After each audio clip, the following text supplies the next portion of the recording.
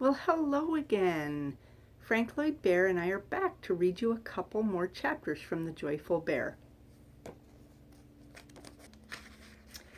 We are on chapter 2, Kids. Here's the illustration. That's me with one of my teddy bears when I was a little girl.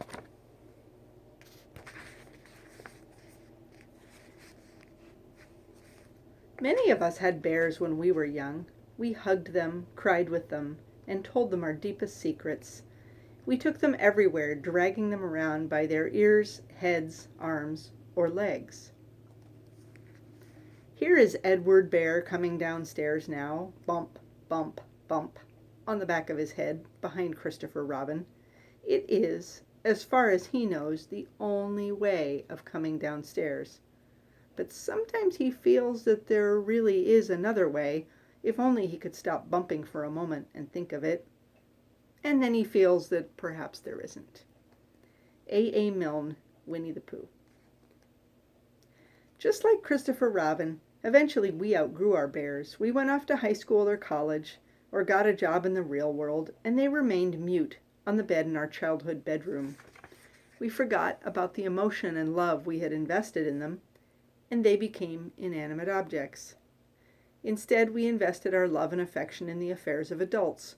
We got involved with people and situations that were complicated and difficult to understand. We invested our time in activities that brought money, and we used that money to get things to make us happier. But no matter what things we acquired, happiness was often out of reach. There is another way. If only we could stop bumping for a moment, we might think of it. The day you were born, you were not expected to do anything but breathe. With such a simple task at hand, what a happy day that was. Complexity doesn't bring happiness, simplicity does, says Frank Lloyd Bear. Throughout childhood, you were introduced to more and more complexity. You were taught to pursue that rather than the simple happiness that was natural to your being.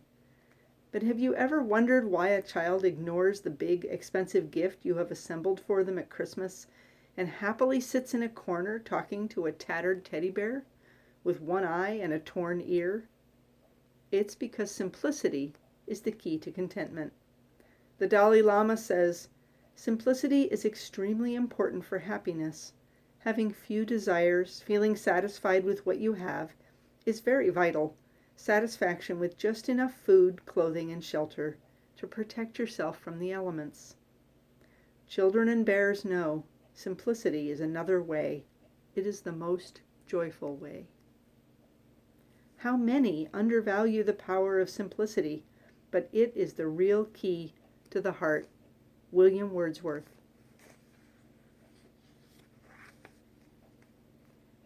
Chapter 3, Writing. Here's Frank Lloyd Bear, the teddy bear author.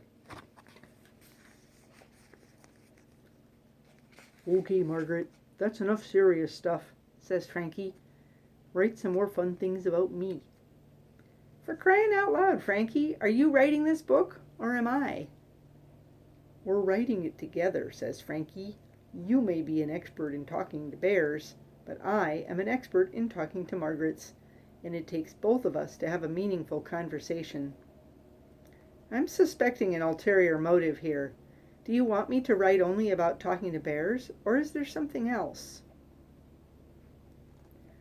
"I want you to write about living with bears and loving bears, and why humans should include bears in their lives," he says.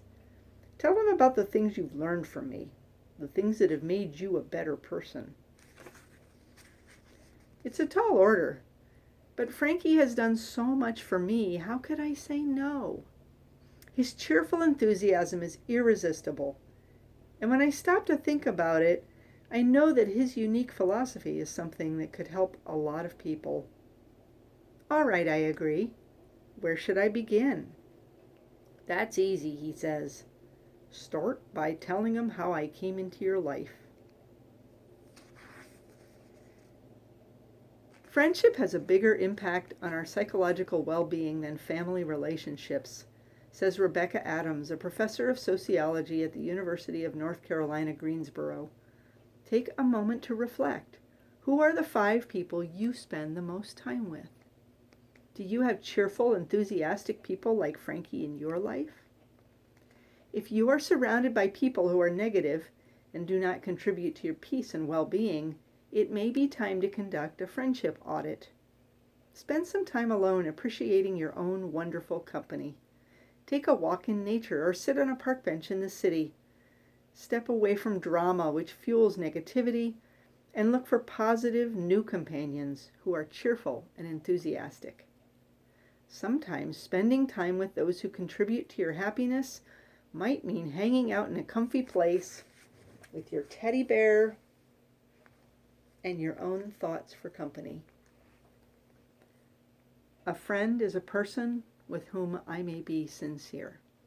Ralph Waldo Emerson. That's it for today's reading.